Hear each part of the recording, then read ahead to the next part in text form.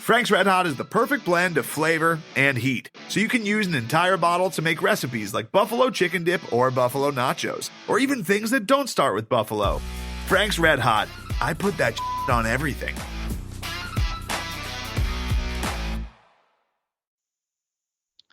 Hey, Craig, are you ready?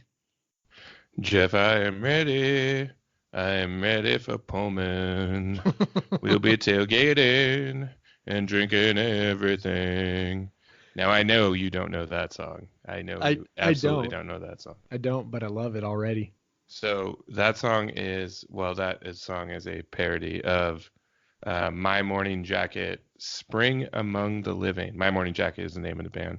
Yeah, I've heard of My Morning Jacket. They actually play some My Morning Jacket on the Pearl Jam Sirius XM station, which, being a 42-year-old man from the Seattle area, of course I'm a Pearl Jam fan. So they do play some My Morning Jacket. I was gonna say, since I know you like, obviously, that the grunge era Pearl Jam and all that stuff, and then I know you like the Lumineers.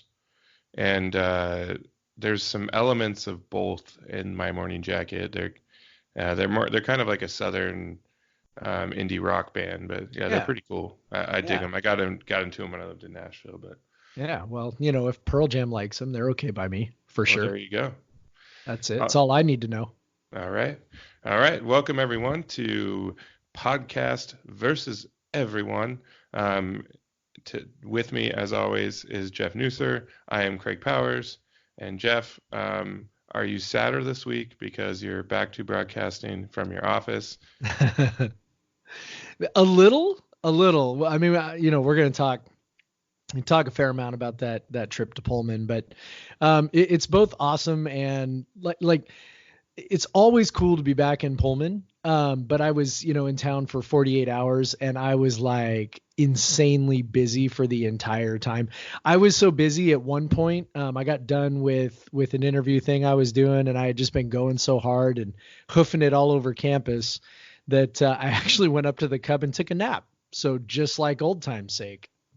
Oh man, the library was my preferred napping spot. I took so many naps in Holland, like just like in view of the practice field, just napping. Of course, I took a lot of naps in Todd Odd during classes as well. That's a good one too. Sorry, Dr. Sun, you were one of my favorites, but those seats were just too comfortable at 9 o'clock in the morning. Way too comfortable. Yeah, so it's great. That was obviously during, as I mentioned last week, during my spring break. And then, by the way, as soon as I got back from Pullman, my wife Sarah picked me up at the airport, and we drove over with the family to spend 48 hours in Leavenworth, which is kind of a favorite, mini vacation destination for our family. And so I basically went like 5 nights without sleeping in my own bed, and was just that's not the way I normally spend my breaks. My breaks are usually kind of downtime, recharge time, but so it's kind of bittersweet. I was like, I was busy and it was cool, but I was also like, I didn't really get to rest during my break, and now I'm back to school and, whatever. Everything's okay. I taught about Hamlet today. My seniors were whining and complaining, so all is right in the world. Yeah. I never was really down with the iambic pentameter. I didn't get the point. But it's the rhythm. It's the rhythm of the words. But now as a writer, I'm like, yeah, I love that restriction and that kind of. See, now you get it. Yeah, exactly. Now you get it. But yeah. So Jeff, what are you drinking, or what have you been drinking? Yeah, so I'm actually not drinking right now because I had a beer earlier today. I stopped by one of my favorite tap rooms, Rainier Growlers. Pretty sure I've mentioned Rainier Growlers before. Had a little bit of time to kill after picking up my youngest from school today. My middle one, I didn't pick him up from school because he was at a doctor's appointment with Sarah. So I picked up the youngest, and then I was supposed to go pick up the oldest from an after-school activity a little bit later. Had some time to kill before I go over there. So I went to Rainier Growlers, and of course, picked up a Skookum IPA. We've talked about Skookum at length on the podcast, so I don't need to go much into there, but I did get their Overload IPA, which was yet another one of their fine hazy IPA selections. And, honestly, one of the things, so, and our, regular listeners would know, I have a fondness for hazy IPAs. That's sort of definitely my favorite IPA style. But, it's gotten to a point with the hazy IPAs where so many people are doing them. And sort of obviously the trademark of them is that they're kind of citrusy, they're very drinkable, whatever. And I feel like most of the recent ones, the ones that aren't done as well, just sort of lean really hard into the citrus. And then there's just not much else there in terms of the flavor. So you're kind of drinking this citrus bomb and it's fine, but it's not like there's nothing sort of distinctive about it that gives the depth of flavor. And I know we spend a lot of time talking about how awesome Skookum is, but it really is true. Like this one was really one of the better ones I've had in quite some time. Like I said, it just they do them so well that there's like this depth of flavor where you get, a little bit more of the hoppiness, and there was a little bit of almost kind of a dank quality to it. And those things together give it much more of a, I don't know, like I'm trying to think about like a beer flavor. I mean, I don't know like how better to describe it, but gives it a little more of that, and was a really enjoyable beer to have. So on a scale of 1 to 5 trips to Pullman where you don't have to be stressed out about an actual football game, how where would you rate that? It's like a 4. Definitely a 4. As it was definitely a beer I would make a point to drink again, just like I would definitely make as many trips to Pullman as possible. That's pretty interesting. The way you mentioned that a beer you drink again, I've come to like on my when I give scores on Untapped, I'll usually give it like a 4 if it's something I know I would go back to again. And then that's like kind of the baseline. If it's 3.75, maybe 3.5, it was fine, but I can drink something else. But like, a 4, it's like I definitely want to go back to that again. So I think that's a nice way to put it. My beer is also what you call a hazy IPA, and I think it's really aligns a lot with what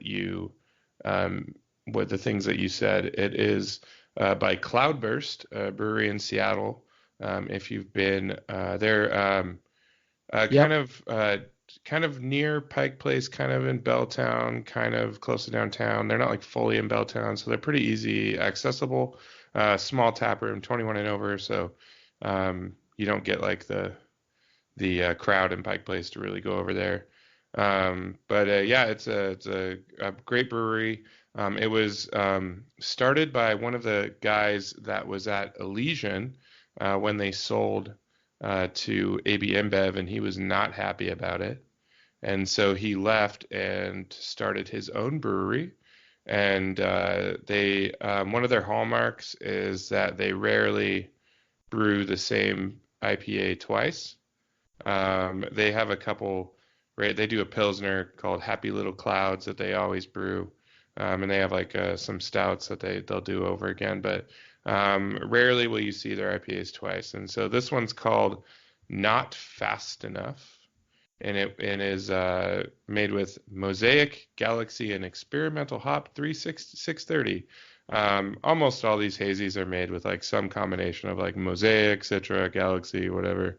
I'm sure Experimental Hop 360 is a new hop. The new hops usually have those same sort of qualities, like those pineapple, citrus fruit, melon, things like that. But so yeah, this is definitely like it's not like the super cloudy. It's fairly cloudy, but it's not like last week I had that Chuck's Hop Shop. I try not to repeat the styles twice in a row, but I have a specific reason for picking this beer this week. So I try not to repeat the styles, but I'm having another hazy-ish IPA. So the reason I picked this beer is because, as I mentioned last week, we did the double dip, the Sounders match, and then the Mariners game back to back on Saturday.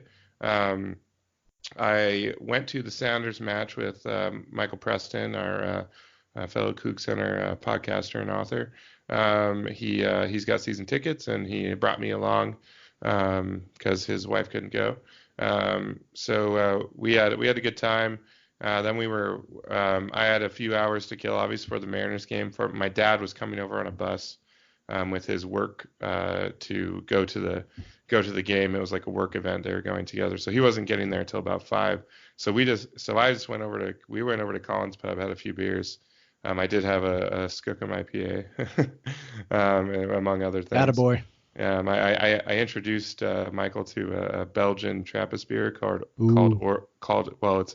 it's a different than the other Belgian Trappist beers. It's called Orval. So that was a unique experience for him, a new experience. After having a few beers, Michael was pretty ready to go to the Mariners game. He was looking at tickets, and I go, let me check with my dad. They're coming over in a group. It's very likely that they have extra tickets, and sure enough, they did. They had plenty of extra tickets. So Preston just went into the game with us, and we had a good time. And then we had the great idea of Preston lives in Seattle, so we just I stayed with him on Saturday night. I got the okay from B's mom, and is it okay if I bail on you again? Yeah. And so we played some N64, watched some WSU football, watched some game day, the classic bro night, and we went to there's a famous beer bar and beer store called the Beer Junction in West Seattle, and I honestly check their tap list quite a bit. I follow them on various social media, so I typically know what they're serving, what's going on, and they definitely have some of the best, one of the best bars in Seattle and all of the Northwest. So I was really excited. I'm like, we're going to your house. We gotta go to Beer Junction. I've never been there, and so I got this crowler filled at Beer Junction. My first trip to Beer Junction. I was really excited. Definitely lived up to the hype. We had a fun Saturday. I found out I'm not very good at Mario Kart 64 anymore. Man, I was getting smoked. But yeah, so this beer, a lot of the descriptors that you were giving for that Skookum beer, because I would say that it's almost like a Northwest variant on the hazy IPAs, is that they sort of have this much closer to the IPA, classic IPA flavor. They have some bitterness, and they have maybe some notes that aren't just pure citrus or pure melon. So I'm enjoying it. It's solid. I would have it again. So I'm gonna give it a 4 as well. It's Cloudburst. They just crank out a lot of solid IPAs. They're very small, and so the batches they make aren't huge. They don't go to a ton of different bars. So kind of the best place to try their beer is at their really interesting little tap room they have down in Belltown. So yeah, check them out if you're in Seattle and you don't have to take your kids in with you. I highly recommend it. It's pretty fun. They won a medal at the Great American Beer Festival last year, and the founder went up on stage to accept the medal in a shirt that said "Fuck AB InBev." So you can tell how he feels about the company that bought his former employer. Yeah. So that's the beer this week. I always got to have a little story with my beer, but so let's dig into some Kook talk. And Jeff, I've been dying to hear, and obviously I've heard some of it. We talk every day, but wanted to hear about. I know you got to meet with Kyle Smith last week. Yeah. Which I was excited for you. I was very jealous about. I know you got to meet with him. Just talk about what was how you don't really. I know you're gonna write. You've written some stories, obviously using the quotes and stuff. But yeah, just how was the conversation? What was your impression of him? Yeah, he's a cool dude, man. He very affable, which, if you've spent any time, if you listen to his introductory press conference, if you, listen to any of the podcasts we recommended that he was on, we wrote about on Kook Center. If you listen to any of that stuff, really just affable guy. I led off by telling him that we speak the same language, that I was an early adopter of KenPom, probably, 10 years ago, 12 years ago, whatever it was. And said, hey, I kind of got into it when the Bennetts were coaching because, I kind of got sick and tired of people being like, their offense sucks because it only scores this many points a game. And I was like, well, that's stupid. And so, so I got into KenPom, and so he was sort of excited that we were both speaking the same language. In fact, we got into one part of the conversation where we talked about recruiting. That's mostly what we talked about. So the story I'm working on right now, I'm hoping to publish tomorrow, is kind of his philosophy on recruiting, what he's looking for, stuff like that. But he told a story about his former point guard at San Francisco, Frankie Ferrari. Some of you may have heard of Frankie Ferrari, if only because he has pretty much the best name ever for a point guard. And this was a guy who was recruited by the previous coach. He basically recruited 2 point guards in the class. And then, a lot of teams really played just kind of 1 point guard. And as Smith put it, it was sort of like, it's sort of a blunt way to put it, but, coaches it's kind of like if you recruit 2 quarterbacks in a class. At some point you got to kill one off. You let them battle it out, and then you kill one off because you can only have one leader, right? So he talked about how Ferrari was the guy who kind of suffered from that, and talked about how statistically he put up what was a 16% usage and a 64 offensive rating. And it was kind of fun. So like for our listeners who don't know what that means, I'm not going to try and explain it right now, but I'll just tell you like that is super shitty and like so bad that you would just look at that and say, this kid obviously cannot play at this level. That's kind of the way you would interpret that data. And so, but anyway, he started talking about it and I just started nodding like, yeah, I know what you're talking about. And he looked at me like, okay. And it was just like, so that part was kind of fun. He's very, like I say, he's affable. He is definitely not shy about talking. I was supposed to get 15 minutes with him, which kind of sucked because I had 20 questions, which was never going to happen. But, I got maybe 2 questions in and my 15 minutes were up. And so he let me stick around for another 10 minutes and ask him about 10 more minutes worth of questions. So he's very generous with his time. I know he had about a billion things to do. When I went into the office, I was a little bit early because I didn't want to be late. I could hear him in the back. So the WSU basketball offices are not real big. They're in Smith Gym. They are definitely not palatial like the football offices. And so, you can pretty much hear everybody talking about everything. And he's got this big booming voice. So I could hear him in the back. He was making recruiting phone calls. So I appreciated him taking some time out and just, sharing some stuff with me. I could ask him questions all day, but really interesting guy. I think the biggest takeaway, is kind of what, Pat Chun talked about when he hired him, and just sort of, what they said they were looking for, which, this is a guy who has deep beliefs and deep convictions about how to do things. And I don't know if it's going to work. I've said this to people before, I don't know if it's going to work. I don't know if it's going to be successful, but I do know if it is, I think this is the way you have to do it. You have to have a guy who has deep convictions, a deep belief in how he's going to do things. He doesn't waver from that. He's going to recruit to that. I think, that's basically how Mike Leach has done it. That's how the Bennetts did it. I wasn't around for Kelvin Sampson or George Raveling, but what I know about Kelvin Sampson just since he left WSU, similar deal, just has a very clear sense of what he wants to accomplish. And Kyle Smith is really the same kind of guy. And so when you hear him talk, you can hear that conviction. He knows what he wants to do. And I think a lot of that is he had a long career as an assistant before he ever got a shot as a head coach. He was, I want to say he was 42 or something like that before he got his first job. Not that that's old, but it's also for a guy who started coaching when he was 22, or 23, whatever it was, to wait that long. Yeah. And he was also 0 for his first, he likes to say he was 0 for his first 11 in his head coach interviews, so, it's a guy who was patient, because he believed in what he was doing and what he would bring to a program. When he finally got a job at Columbia, he put it into place. When he got the job at USF, he put it into place, and he's going to do the exact same thing here. So that was kind of the big thing that sort of struck me was, this is a guy who absolutely knows what he's doing, knows what he wants. There's no waffling. There's no hemming and hawing. Like, he is committed to his thing. And I think that is, that's pretty exciting. Yeah. It's funny you talk about him,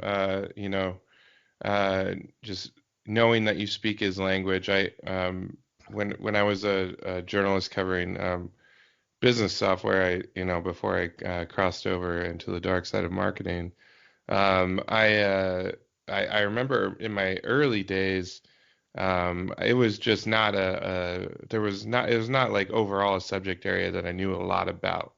So I would say I wasn't as great of an interviewer back then, because I just didn't have a great kind of grasp of the subject matter, and so my questions weren't as informed as they possibly could be. They were more from I just had like a general set of questions I would go in with, but I did, whenever I would talk to like someone who was in the realm of predictive analytics or something, which is big in business software and analytics and things like that.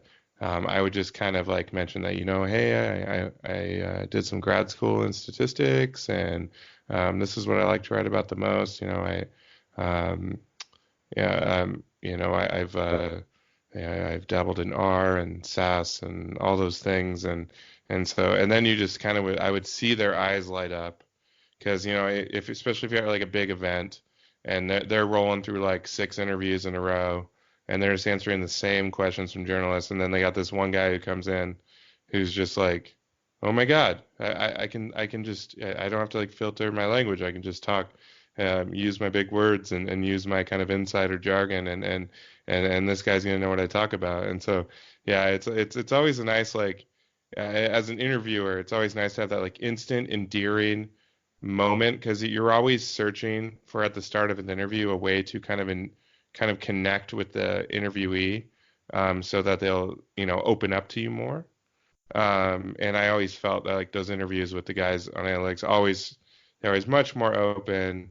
You'd have the PR person sitting over there with like tapping their fingers and things like that, because they just be generally excited to share things that they're not supposed to share and things like that. So it's always nice as an interviewer when you have that in right away. And I will say that my interview skills kind of suck right now. So it was pretty funny. It was disappointing when I left, because I was like, oh, I did not come in there with a good game plan for interviewing. And it's definitely, like last week you talked about, exercising my reporter muscles, right? And it's like, right. Yeah, the interview muscles were definitely atrophied.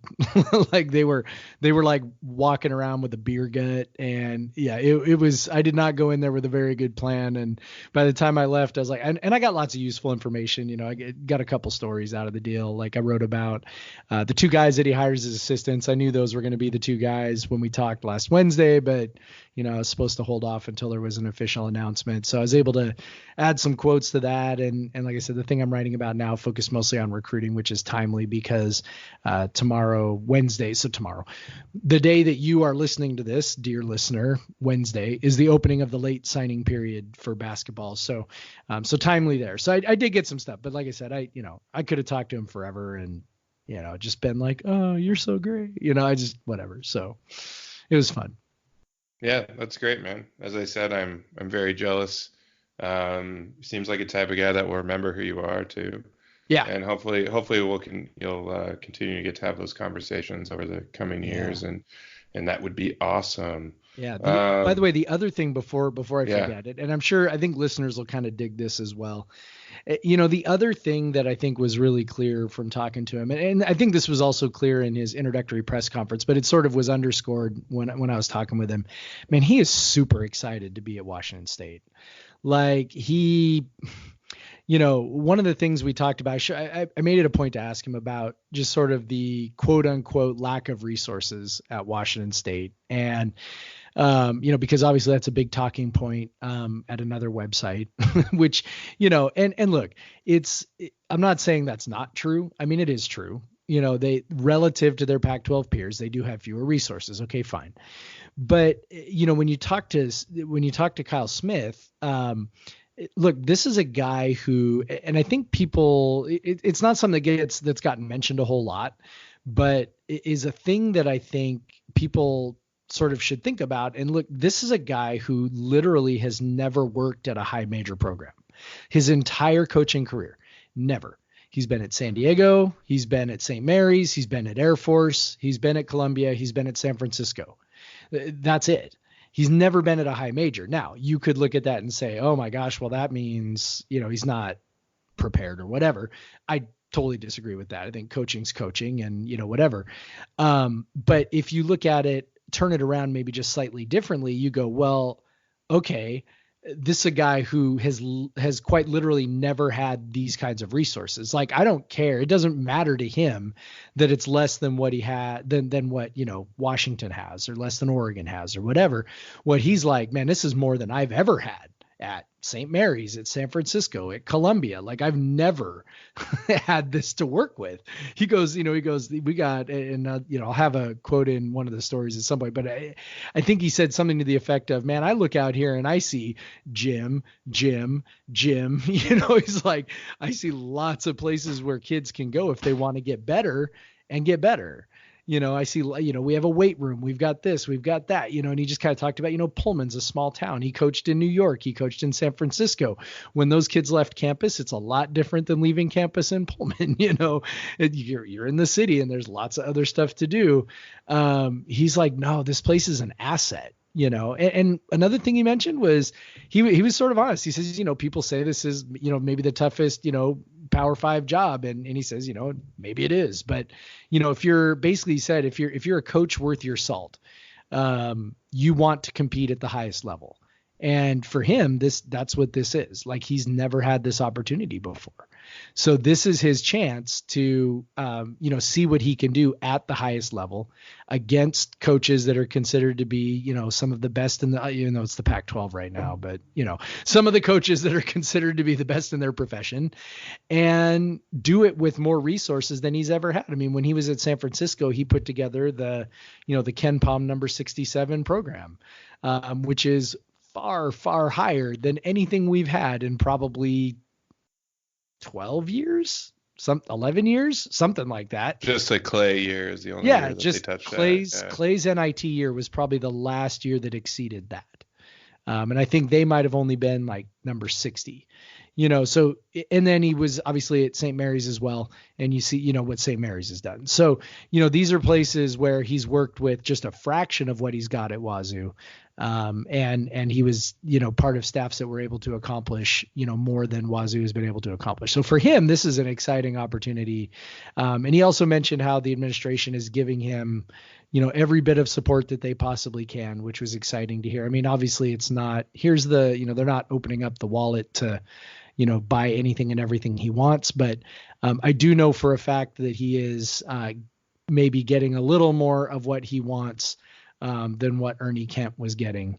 So we'll just kind of leave that out there, because I know some stuff that I'm not allowed to talk about yet and is going to be very cool and exciting. So yeah, it's all of those things together. I know I'm kind of rambling at this point, but everything that the interaction with him was 100% positive and super cool, and did nothing to dampen my excitement for what's to come for Cougar basketball.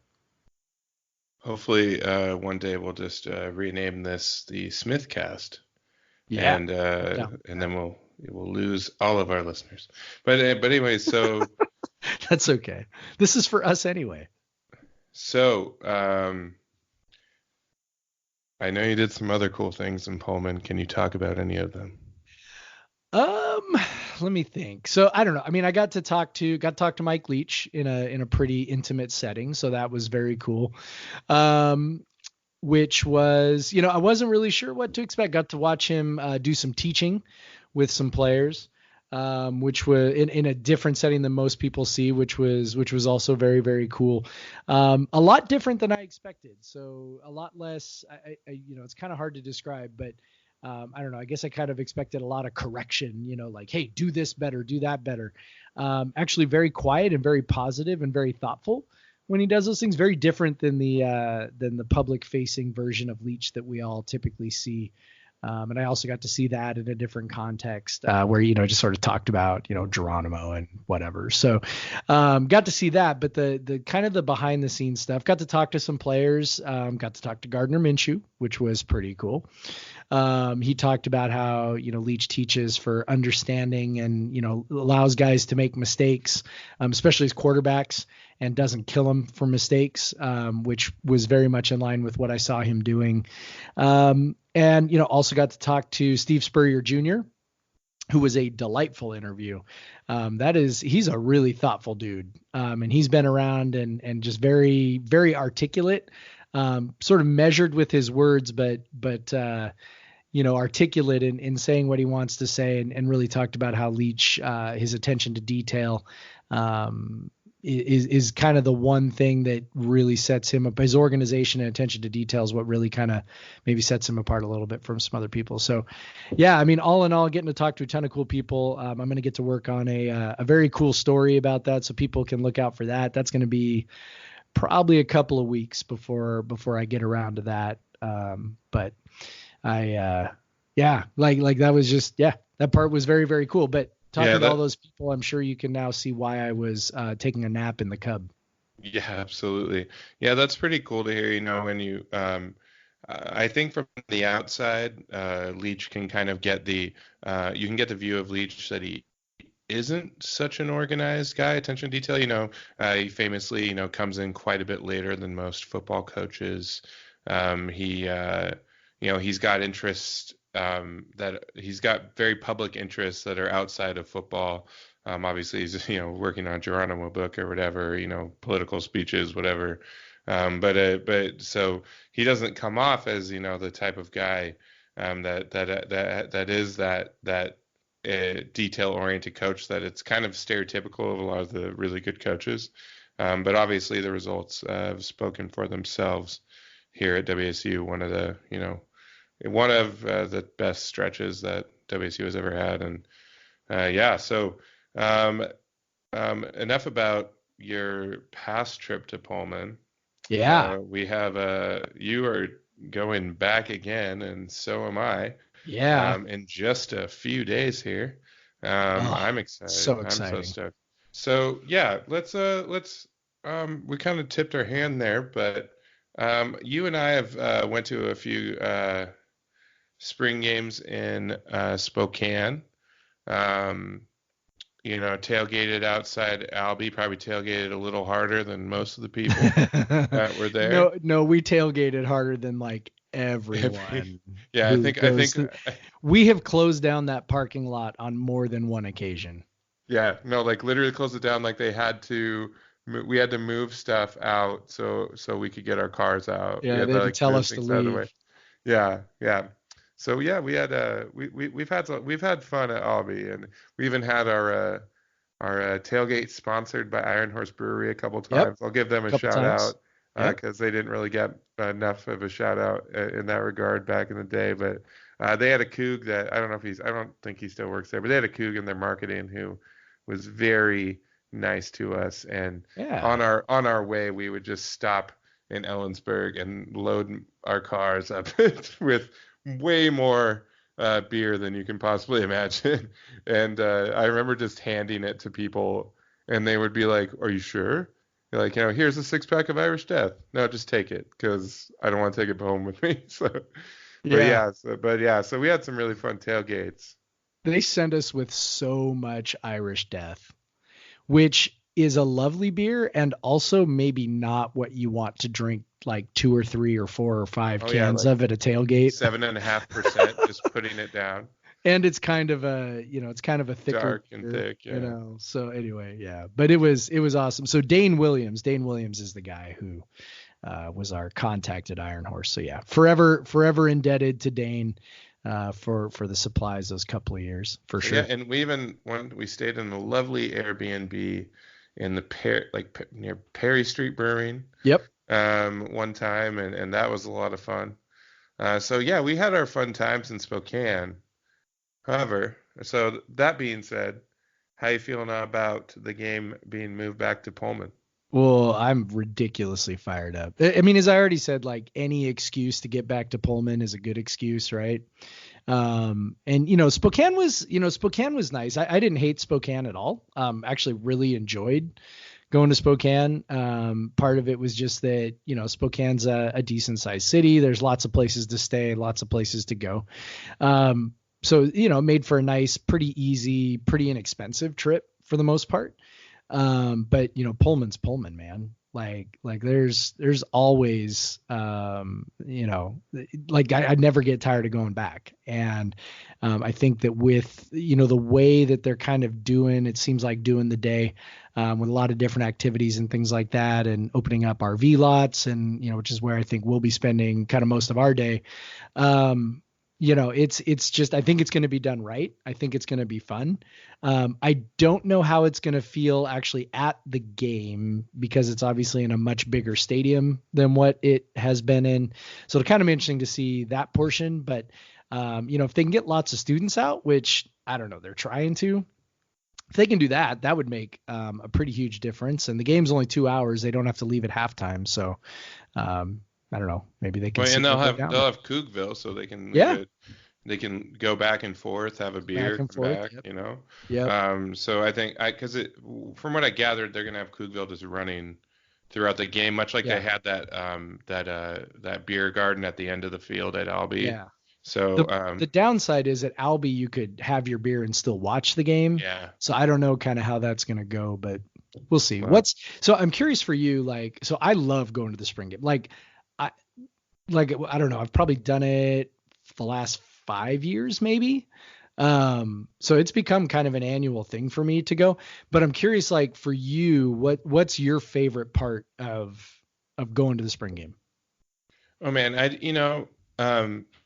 I would say, the reason I have season tickets to the football is about 30% football and 70% tailgating, and just the experience of hanging out and of course I love to bring so many beers from my cellar and do it that way, but it's just and I just love being in the Coug atmosphere and so just the general atmosphere of football weekends is great, and the spring game is unique in that, as I said earlier, the game doesn't matter, and we're not that's not going to dictate our mood the rest of the day, and we're not going to be butts clenched throughout the tailgate if it's some big game, so, and if we lose, it's not going to be, we can't lose in the spring game, so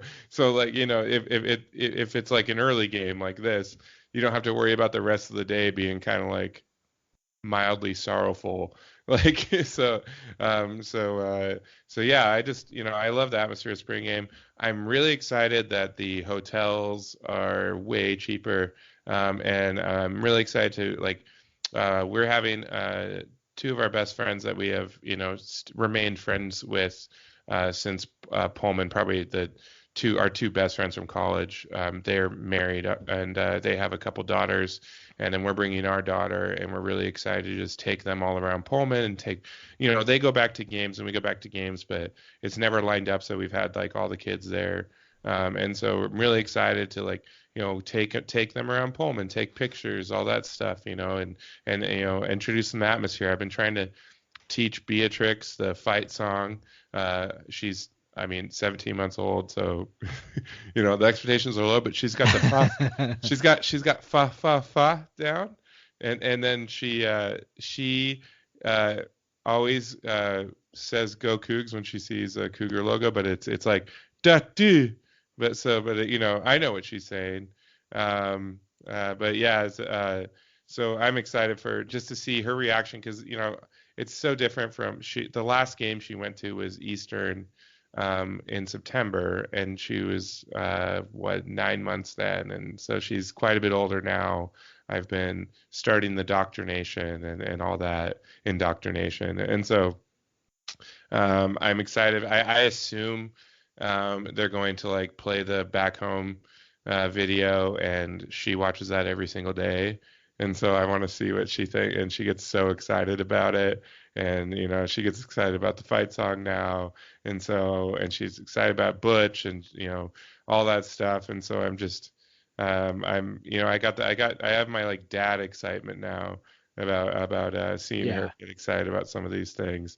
And but yeah, just generally, I love we have like so many of our Kook Center authors that go back for the game.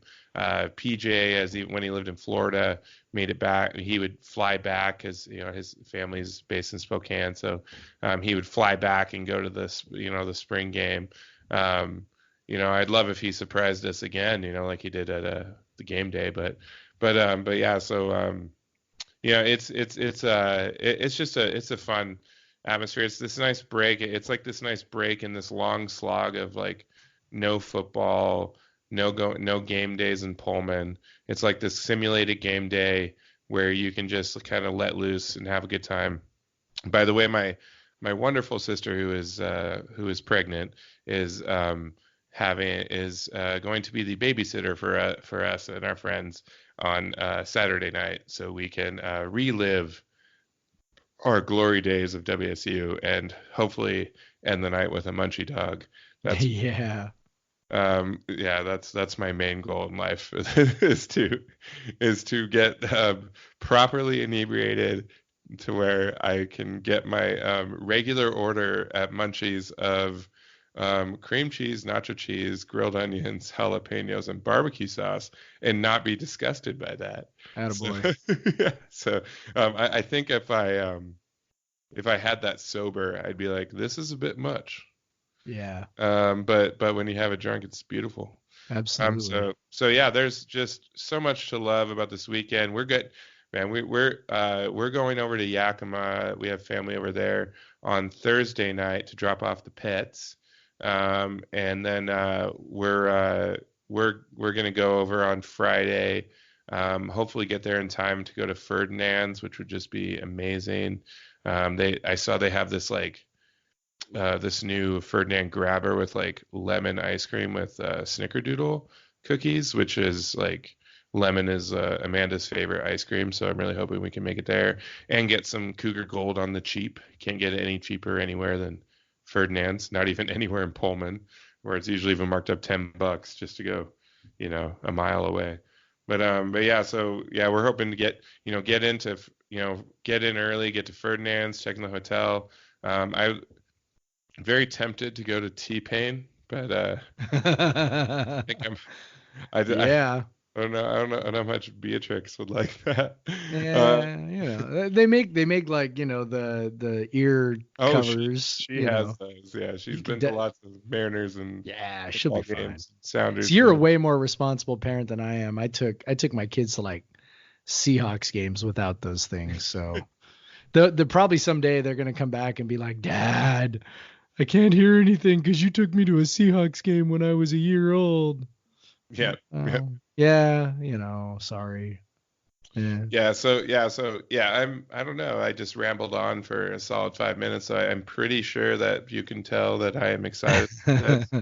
I'm stoked. I am a little bummed that I can't wake up on Sunday and then go to Cougar Country at 10 a.m. and have a burger and fries and some fry sauce.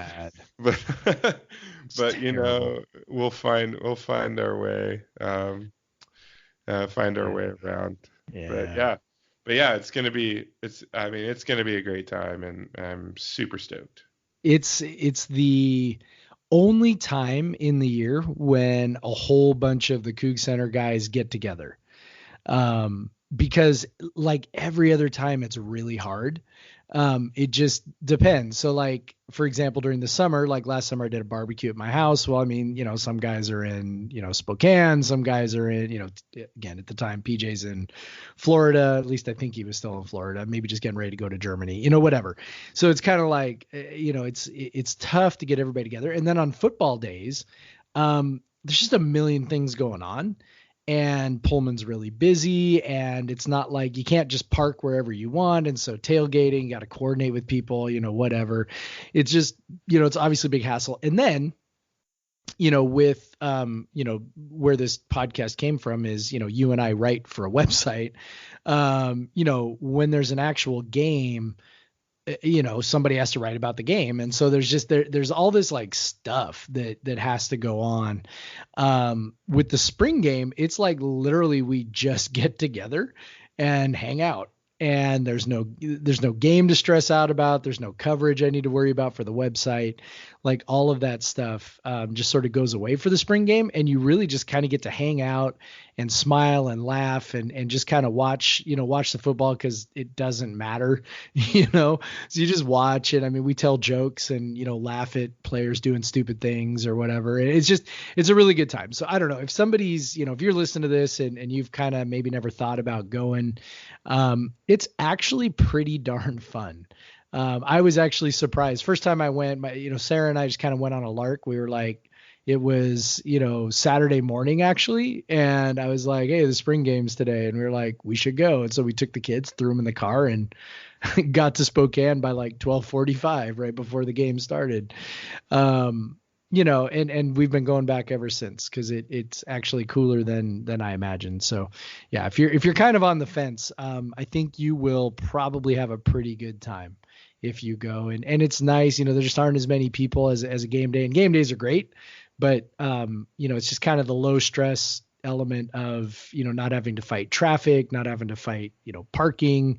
It's just very laid back and relaxed, and you can just sort of enjoy it for what it is, which is, a pretty low key time to hang out and catch a little football in the spring. And, yeah, it's a pretty good time. It's like play pretend. Yeah, it is. And yet you get to watch it and still talk about football and drink lots of beer and be like, hey, I got to see, whoever throw today. And boy, didn't that receiver look good? And it's probably all meaningless, but it's still kind of fun. So yeah. Oh man. It's a good time. Andre Lentz looked so great. Oh yeah. Andre Lentz. Hey, Cassidy Woods, file that name away. He is not going to be the next Andre Lentz. I'm just saying. No, we talked about that last week. I'm telling you. Skylar Thomas is number 25, I think. So That's someone else is playing nickel corner on him.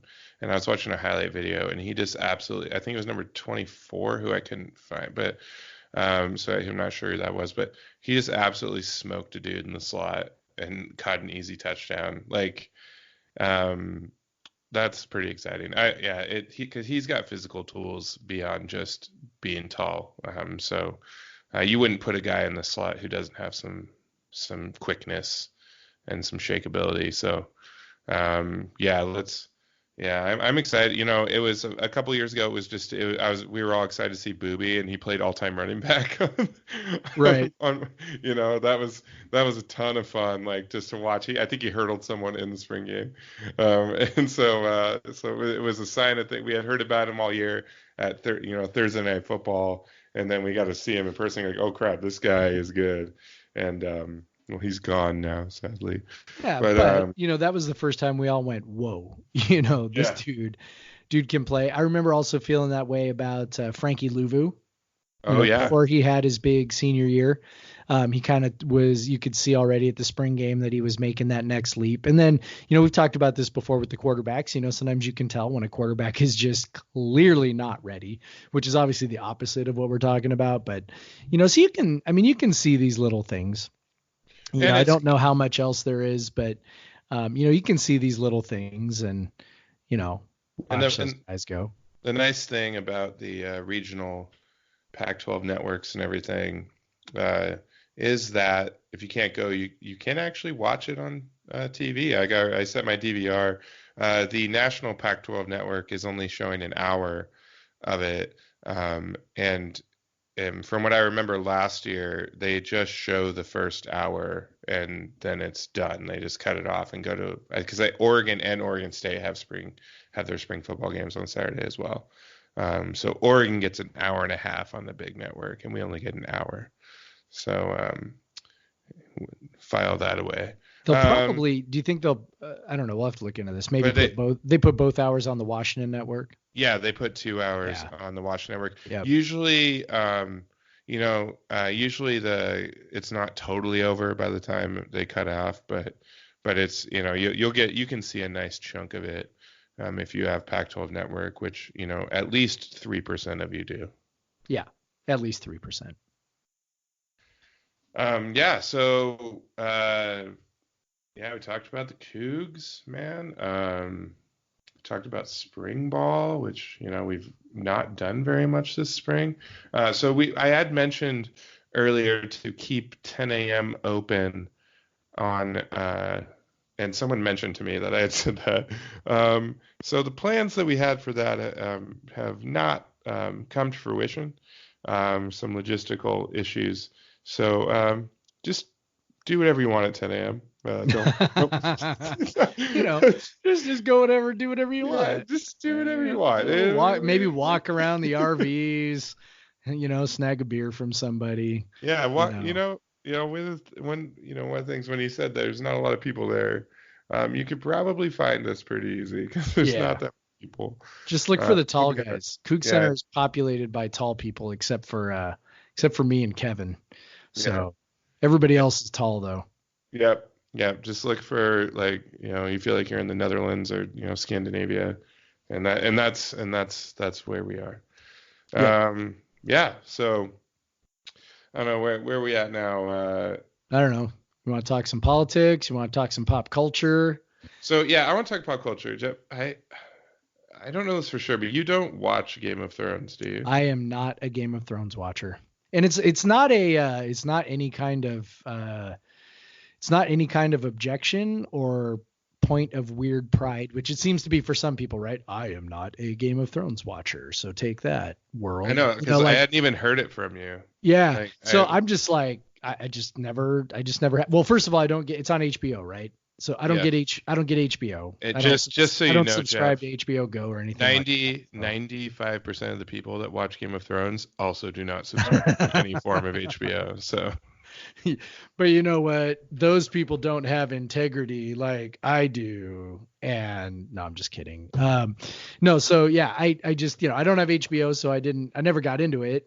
And then that was just kind of it. And I just was never motivated to try and catch up. So, which I have been told, like, you do have to go back to the beginning. And I'm just sort of like, I have a hard enough time keeping up. My wife and I watch This Is Us, which is sort of sappy and corny and whatever. But we have a hard enough time keeping up with that. And we're only like 4 episodes behind on that. So, yeah. So I haven't, but apparently everyone else on the planet is watching Game of Thrones, including you.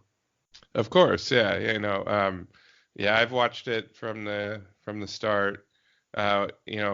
We've always had HBO in some form or fashion for Game of Thrones. And there's a lot of shows I like from HBO. I currently actually, I was excited. I got to cancel my HBO subscription on cable because AT&T, who I have had as a cell phone service provider since I was 18 years old when I went and got my own first own cell phone.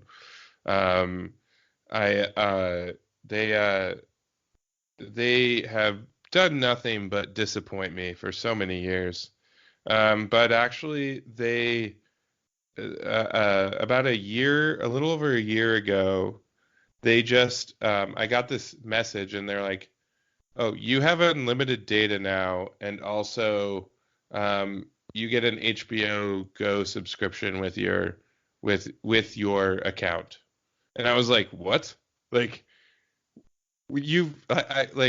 I have squabbled with you over the smallest amount of dollars before, and now suddenly, like, I went from like a limited data to unlimited data, and now I have free HBO. So I immediately called Comcast, which that was fun, calling Comcast and canceling HBO. But so it was I haven't watched HBO in a while. We watched Westworld, but actually we were really excited for that. But this season, I think we made it about 3 episodes in, and we were just like, nah. So we hadn't fired it up. I have it I've accumulated many streaming devices. We have the 2 different PlayStations that can do HBO, and we have a Fire Stick and a Chromecast that I've gotten for free from various things. And so I had on the Fire Stick, there are 2 different apps. There's HBO Now and HBO Go. So HBO Now is the service that if you just pay for HBO streaming, and then HBO Go is if you have it attached to a cable or satellite provider. So I thought HBO Now is what I had signed into earlier, but then there was all this thing and it wouldn't accept me. I was getting really mad and cussing things out. And then I found out that at HBO Go, and I just went on there, immediately signed in, like it totally worked. Luckily, like how HBO Go works is like once the episode is airing, you can just start watching it whenever you want. So it's kind of like DVR, except you don't have to like DVR it. But yeah, so we were very excited. It was definitely an episode made for people who have watched the show for years. A lot of reunions and a lot of some callbacks. There was boobs and gratuitous sex and gratuitous violence. Yeah, I was gonna say my understanding of the show is there's lots of that. Well, there's been the early episodes, there was a lot more of the gratuitous sex, just like random people fucking for no, like they're not driving a plot point in any way whatsoever. Like there's just boobs. Like the scene opens with naked women just because, or even naked dicks sometimes. But mostly naked women. But yeah, there was definitely a scene like that in this episode where there's just multiple naked women for no reason whatsoever other than, hey, we're HBO and we can do this, so screw you. Yeah. I do have this theory that like if you watch a lot of HBO series, even ones that don't feature a lot of sex or nudity or anything like that, like they'll have it early, like in the first episode, just to like lay it down. So like just like the middle finger to the network, be like, hey, we can have boobs, so suck it. So yeah, it was a good episode. It was obviously setting up. There's only 6 episodes in the final season. It was setting up some things. There was a lot of just reintroducing or characters introducing to themselves, reintroducing characters, all that stuff. There was one very particularly I'm not getting into spoilers or anything, but there was one particularly very graphic scene towards the end of the episode that was pretty horrifying. And it was one of the things where they were definitely, it's not like a horror show, but at this point there is a bit of a horror element to it because they are going to war with a horde of what are zombies essentially. Which that's not a spoiler because that's set up from the very first scene of the very first episode. So, there's a particularly kind of shocking and grotesque scene. I'm pretty sure I saw a reference to that on Twitter. Oh, I think there was a meme. There was a meme, and it was somebody was wearing like a one of the people involved was wearing like a mascot head, and then like there was a large sword involved. And that's probably not. Oh, I mean, there's always a few grotesque scenes, okay. but that's not exactly the one that involved a child, a dead child, and some mutilated body parts, and yeah. So I won't go any farther than that. I know people get really sensitive about Game of Thrones spoilers, and which I always think like if you're only watching the show for the sake of being like surprised by things, then I don't know. Like I feel like then I guess you're never going to watch it again, and you have no other enjoyment out of it other than being surprised. But whatever. I get the surprises are fun, but there's some other elements of the show that are good too. I had Empire Strikes Back spoiled for me all my life before I saw. But I knew that Luke, that Darth Vader was Luke's father my whole entire life before I saw Star Wars. So you know what? I still like the movie without that. Yeah, like I'm not so okay. Let's talk about spoilers, because I'm like, look, if you said, even if I was like, yeah, someday I'd love to watch Game of Thrones, it's like I don't expect everybody to be quiet about that until I do. Like that seems rather ridiculous, to be honest. Because it's like, and again, so Game of Thrones was what, Sunday night, right? Is that right? Yep. Okay, so Sunday night.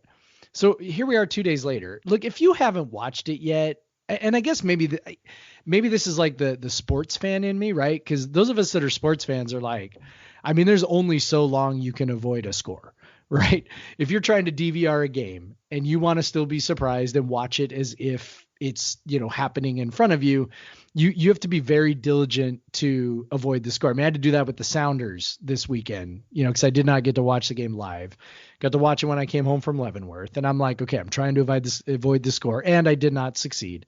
But it's also like, okay, once I found out the score was 3-2, I was like, okay, well, I'm gonna watch it anyway. Spoilers, Jeff. I know, right? Oh, sorry for those of you who DVR'd the Sounders and Toronto FC. I haven't watched it by Wednesday. So it's just sort of like, I'm like, man, we are 2 days later. If you were going to watch the damn thing, like you should have watched it already. Right. It's kind of how I feel. I'm in a group text with some guys that work in the industry that I work in. And I had sent some funny meme that I saw, or funny tweet I saw about the episode. And one of probably the biggest Game of Thrones nerd of that group, he was like, "Oh, come on, I haven't watched it yet." I'm like, "Dude, you're like." I remember one time, we were in Nashville for a conference, and it was Sunday night, and he was adamant that we go back to the hotel. Like, we were out, and we went back to the hotel at 8 o'clock or whatever, so we could all watch Game of Thrones on this tiny hotel room with terrible sound. I remember we could all barely hear what was going on because it was 8 dudes in a hotel room watching Game of Thrones. But that, he made us all do that. And I remember watching him watch it. I'm like, because there's a billion fucking characters in Game of Thrones. And when Amanda and I are watching it, it's better now because most of them have died. So that's narrowed down the fleet of people that you have to remember. But still, sometimes you're like, wait, why is that guy important? Why does that woman matter? What is going on here? But he's just knows, he just would know every single thing that was happening and know exactly what it meant, blah blah blah. But then he's the guy on the thing. He's like, oh, dude, spoilers, I haven't seen it. I'm like, dude, you haven't been able to find an hour out of any of your day to which is clearly your favorite show. Just watch the damn show, figure it out, stay up an hour later. I don't care. You can watch it whenever you want. So just watch it. And that's, it's obviously a thing that has come of the DVRing and streaming age, is people care about spoilers and I mean, I don't know, I could spoil 10 shows for all of you right now, but I won't. But I'm still a respectful person. So you spoiler snowflakes. Yeah. I mean, I'm there's no need to be a dick about it, but I'm also again, it sounds like you're kind of being a dick because you won't let me talk about the show. Yeah, there we go. Around because it used to be you watch a show Thursday night, and then Friday night people talk about it at work, right? Or whatever. But now it's now you probably, the show is on Thursday or on Sunday night. You go on Monday, try to talk about it with your coworkers. Hold on. I didn't watch that. I didn't watch. I haven't seen it yet. Hey, no. Hey, whoa. Yeah. No kidding. I don't know. This is where the sort of the English teacher in me kicks in too, because well, so for example, in senior English right now, we're doing Hamlet, and I imagine most listeners of this podcast, like most Americans, have read Hamlet. They read it when they were in high school. And it's like every year I get, kids who, I just sort of casually mention at the beginning, yeah, and Hamlet dies. And it's like, they're like, whoa, spoiler alert. And I'm like, it's a Shakespearean tragedy, guys. Everyone fucking dies. Like, it's like, that's sort of the hallmark of the play, is that everyone dies, including the main character. Like, and it doesn't necessarily make the experience of reading it, different or worse. And I tell them about, so another play we read is Oedipus. And so if you know anything about Oedipus the king, it's sort of this long downfall to him discovering that he has actually killed his father and married his mother and fulfilled the worst prophecy that you can possibly imagine, right? And, the Greeks would come to these plays already know these stories. These plays were written based off of familiar stories. So they already knew the story of Oedipus. He kills his dad, marries his mom, has kids with her, and it's terrible, right? Yeah. So they go to these already knowing that. The interest for them is in how it plays out, right? It's like, it's not driving by the train wreck at the end. It's the process of getting to the train wreck that is interesting and dramatic and worth following. And so, I was kind of laugh about that when people stress out about spoilers. And I'm just like, sometimes it's not that big of a deal, because what's actually interesting is the process of getting there rather than the actual end result itself. And so, that's just my little English teacher screed, where it's like, if you're going to see a Shakespearean tragedy, everyone's going to die. It's just a matter of how they get there. And that's what's interesting. So anyway, so all you people who, are sort of douchey about spoilers, that's my take. Yeah. But I still won't spoil things for you because I'm a nice person. Because Craig's a good man. He is a good man. Like, but I will say that Darth Vader is Luke's father. I will spoil that for you. So if you are watching Empire Strikes Back for the first time, something like 30 years after it was released, 30, almost 40. Is it almost 40? Yeah. Yeah. Yep. Yeah. The first Star Wars came out the year I was born, I think. So about 40. Yeah, it was like 81 or something. I don't know. I'm way wrong on that. I'm not that nerdy about Star Wars. But I will say something that I am pretty nerdy about. And Jeff, you've probably heard about this from Kyle Sherwood and I a few times, is a video game called Mass Effect. Yeah. Which is a space opera, if you will. It's an RPG game which is set in space, and it's pretty fun. I love it. So I had this hoodie that it was like my most favorite hoodie. It was on Mass Effect.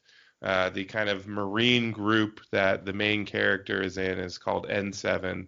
And so I had this hoodie. Most of the hoodies I would see that would pop up were just ugly, and I hated them. And I was like, no, I'm not wearing that. Like, I'm not going that far. Like, they have big stripes down the side, or some, they were a little too too much was going on. But some years ago, the company that makes the game, called BioWare, had a hoodie on their site as a performance hoodie. So, it's got that kind of like sheer, or that kind of like shiny look to it. So it's in a kind of, it's polyester instead of cotton. And I was really excited, and I bought it. And that was like my favorite hoodie for so long. And a couple years ago, we went out in Chicago. It was my company's holiday party. And those nights had been known to go very late. In Chicago, there are bars that are open until 5 a.m. On Saturdays. And I always knew I loved Chicago. Yeah. And so I'd have some pretty late and drunken nights. Like, Chicago is one of the drinkinest cities that Chicago and New Orleans probably, and any Midwest city really.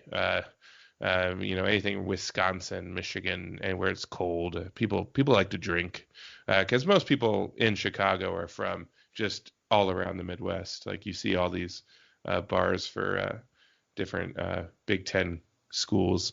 But anyway, so on one of that fateful night, I left my hoodie somewhere because I was wearing about 12 layers because it was Chicago in December. And so I was wearing about 12 layers and apparently lost one of my layers, the one that I cherish the most. By that time, they had no longer made the hoodie. I emailed them and I begged them, like, please. And they're like, no, we have no plans to ever do that again. So I've lived the last couple years like just wishing I could have it. Because it's funny, Amanda gave me so much crap for buying it. She said it was super nerdy to buy this like video game hoodie. But I would just get people all the time. Because it's like Mass Effect is a popular game and not like super popular, and the people that really into it like really are really into it. And so I get people just be like, awesome hoodie like all the time. And if Amanda was with me, I'd be like, and I'd tell her every time that someone like mentioned, I was like, hey, someone just complimented my hoodie, because she would just give me so much crap for it. And so last week, I just periodically look for, different hoodies. Now, BioWare doesn't make any, like they don't sell any of this stuff themselves. So it's essentially other sites that are making, some are like fan sites, some are like other things that are just making apparel for this game and other games. But it's linked on them. So I looked and I found this hoodie that I really liked. And it's an N7 hoodie, but it's actually in crimson and gray. Like, perfect. It's like anthracite and crimson. Like it is dope. And it's like polyester, and I'm stoked about it. I am currently wearing it. I just got it in the mail today. Amanda got home from work and I made sure to have it on when she got from work, and she kind of rolled her eyes and she's like, cute jacket. Yeah. I was like, did you see the colors? So yeah, that's just my nerding out thing today. I'm really excited to be wearing this hoodie, and honestly, I got an XL, which it's amazing like how much the size of an XL sweatshirt will vary. I have this WSU one that is just crimson and with just like the Cougar logo up on the crest. It's like a Nike one, and it's a zip up like this one. And it has been kind of like a barometer of how much weight I've lost, because I put it on for the first time since I started dieting last week, and it was just so much looser, like noticeably looser.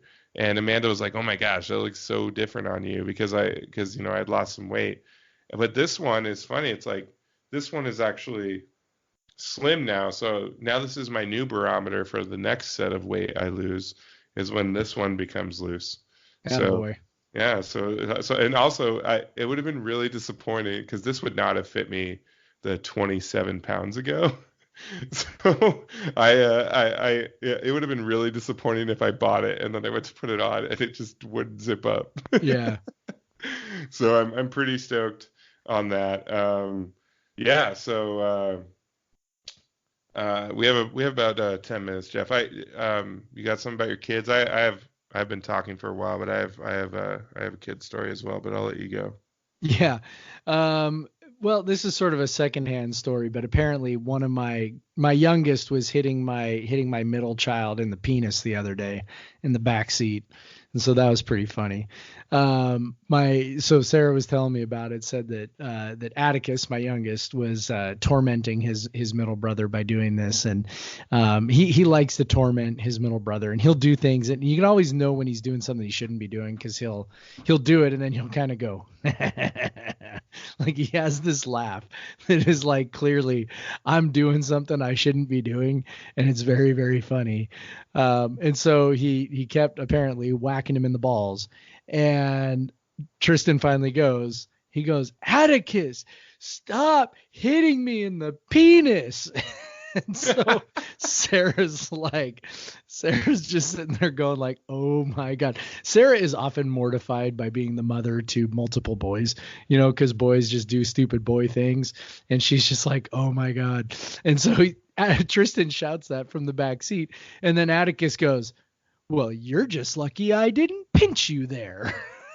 So anyways, I said to Sarah, I was like, well, I mean, he's got a point. Like that would be worse. So anyway, so there's my kid story. Yeah, Atticus is, hey man, you should just be thankful I hit you in the balls and didn't pinch your balls. So that is great. That is a thing that I have a girl, so that's not something that my kids would It's ever not part of your experience. reality yet. Not part of my reality. I generally clean shit out of a tiny vagina, which is when you have a baby girl, is what you do pretty regularly.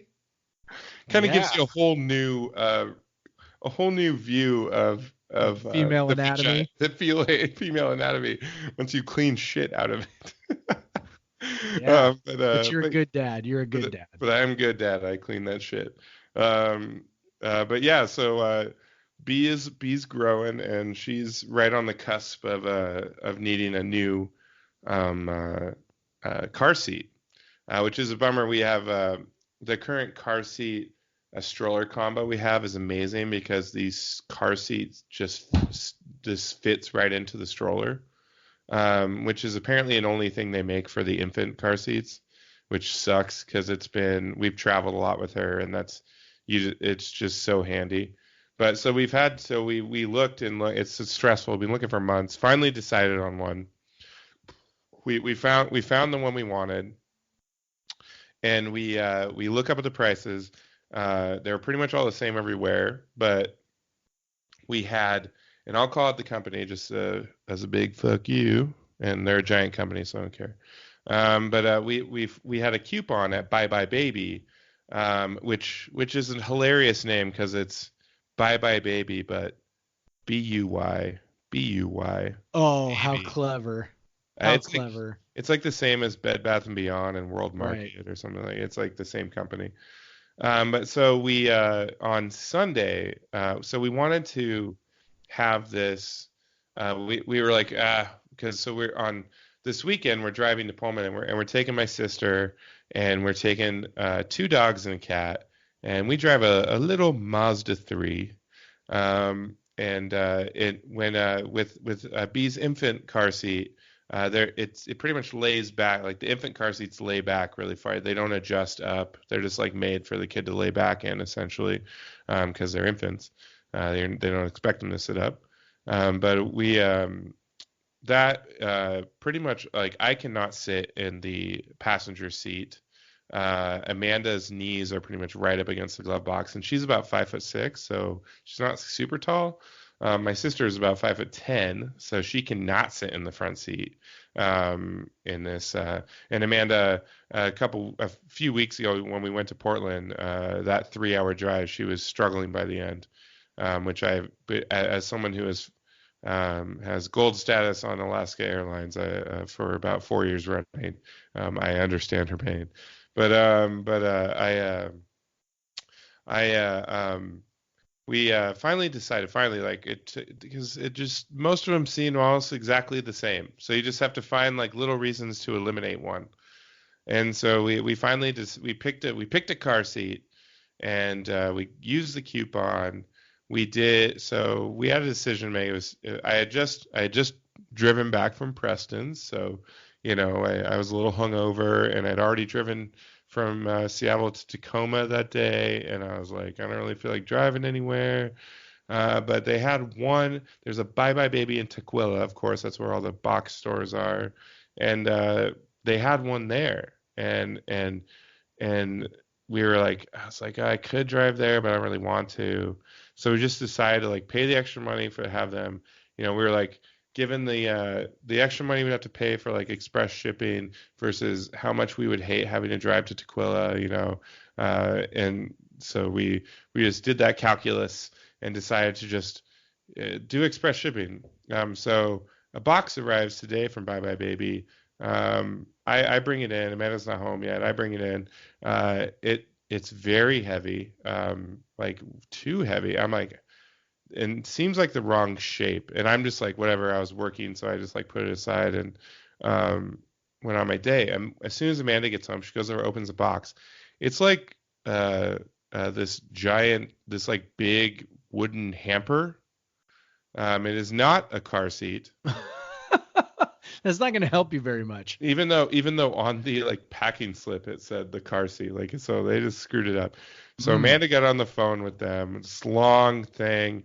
We're like, as usual. Yeah, we're like, what can you do? You know, they were like, oh well, if you don't want to go to Tequila, or like finally their solution was like, we have a manager that she can take the thing down to the she can take the car seat down to, because any of the shipping wasn't going to get it.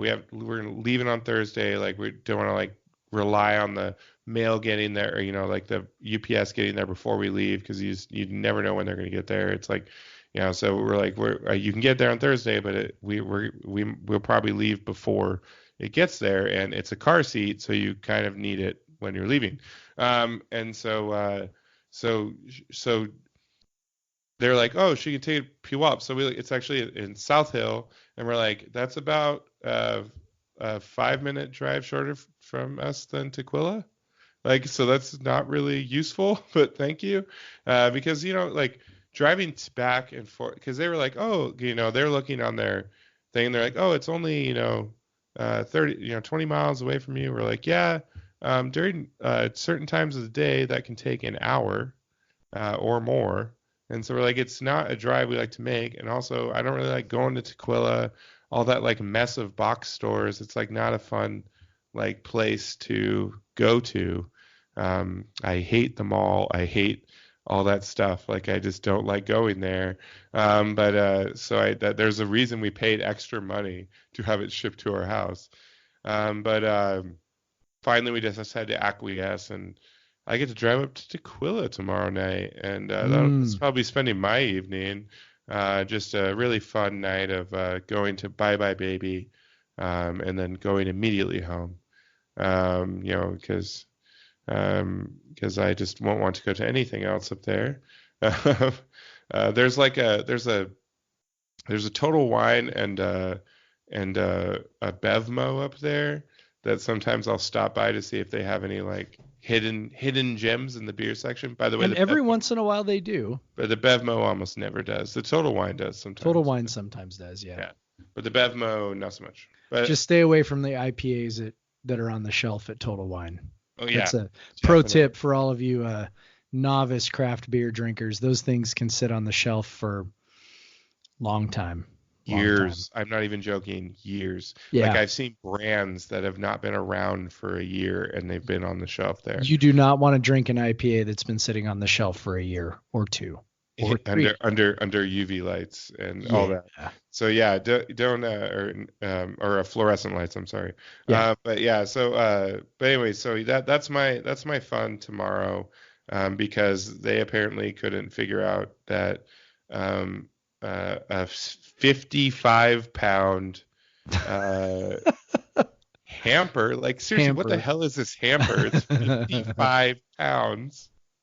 It's totally shaped like a baby seat, of course. That's like, yeah. It's easy to see where the confusion came from. I was like, I've seen car seat boxes before, and this is not the right shape. But I was like, I have other things to do. I'll get back to this later. But yeah, we got it. Woohoo. We got it in time. But no, yeah, we didn't get it in time. But the good news is they are reimbursing us for our travel. We'll see what that means. Oh, well, that's nice. And then obviously they'll probably give you a coupon. Yeah. To spend on their products. Bye Bye Baby. Yeah. Like, here, we'll reimburse you $10 for your time and travel, which is with this voucher that's good for any of our products at buybuy.baby.com. Yeah, exactly. Yeah. But yeah, we now that the Babies R Us is out of business in Tacoma, there's not a there's that place was great, by the way. We used to go there a lot. Yeah, we got we we bought some stuff from there. We bought some stuff from, I think we bought B's crib from, no, I can't remember. I don't know. No, actually, I just remember putting the crib together. It was awful. I don't remember where we bought it. But we had to take it apart and put it together again when we moved her to her own room. But that's a story for another day. But yeah, so woohoo, car seat shopping. I know you all love it. Yeah. Yeah, if you want, I don't miss it. If you want to hear more about car seat shopping, be sure if you're listening to this to hit subscribe. Because this is the number one source of car seat shopping information. That's right. On the internet. That's right. Hit subscribe if you're listening. I know a lot of you have, because we have a lot of people that keep coming back to listen. But be one of those people. You'll make us happy. Also, give us whatever service you are on. If you would be kind enough to give us a 5-star rating, that would be wonderful. And if you can leave some comments, that would be even better, because I really enjoy reading them. It does make us feel good. Yeah, it makes us feel good. If you don't want to make us feel good, we have an email. It's podcast_versus_everyone, all one word, @gmail.com. Or you can hit up us. It's about 75% Jeff, 25% Craig on the Pod Versus Everyone Twitter account.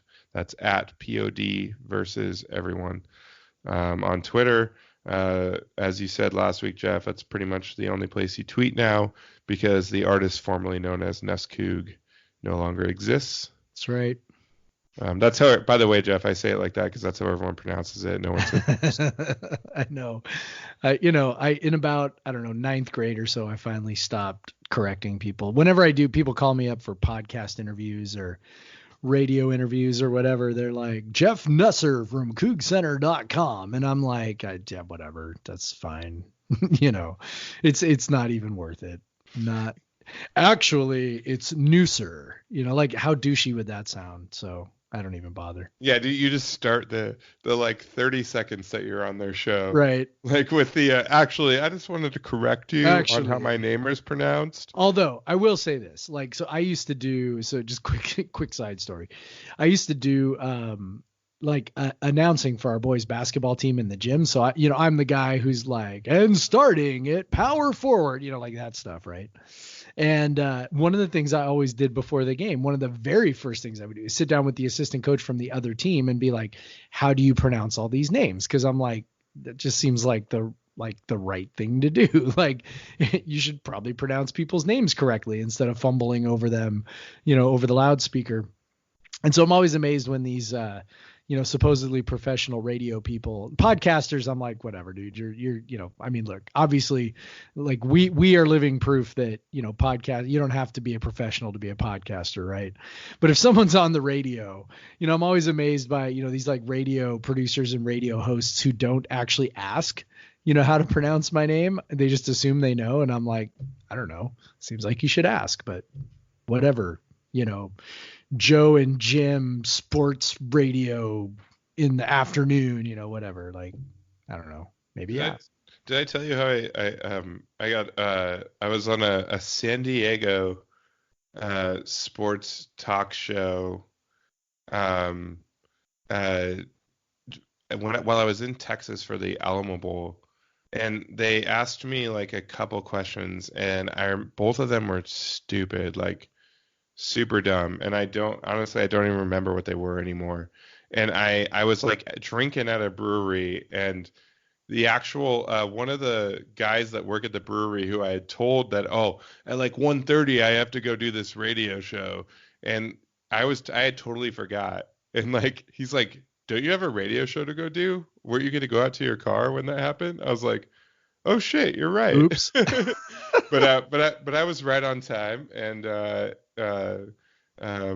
answered their stupid questions as best as I could, and that's one of the perks of blogging is sometimes people will ask you to talk on their radio show, and they'll ask you the dumbest questions you've ever heard in your entire life. Definitely. But yeah, like, subscribe, email us, whatever. Please Please like us. Yeah. Or actually, no, wait. What was the first episode? We don't care. Yeah, we don't care. We don't care. We're just doing this for us. Yeah, that's right. I do not obsessively check the downloads. I do not. Definitely don't. You definitely don't know that we had more downloads last week than the week before. You definitely did not know that. I did not know that. No, definitely didn't. I definitely don't send you messages about look how many downloads we have today. We're ahead of last week's pace. But we definitely don't care. We don't care. Definitely. Anyways, so thanks for listening. We'll be back. We might as well say we'll have a special episode live. If everything goes according to plan. If everything goes according to plan, we'll have a special episode that should be fun, live from the spring game tailgate. And so that should be a fun one to listen to because we will have been drinking even more than we normally drink. Yeah. So thanks for listening. So you'll get, you should be getting 2 episodes next week. Yeah. Enjoy that. Also, sorry. But yeah, thanks for listening. Go Cougs. Go Cougs.